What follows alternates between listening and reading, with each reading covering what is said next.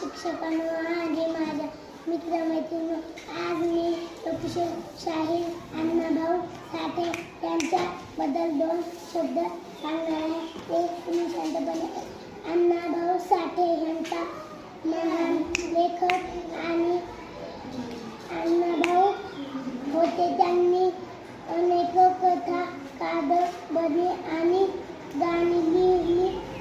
यांनी गरीब आणि कष्टकरी होते त्याचे जीवन आपल्या लेखनातून दाखवले.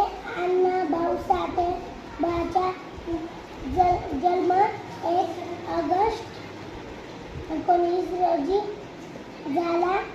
त्यांचे कार्य आजही आपल्याला प्रेरणा देते. आपणही त्यांच्या मेहनती, प्रामाणिक आणि चांगले नाशिक बनूया. वाह वाह.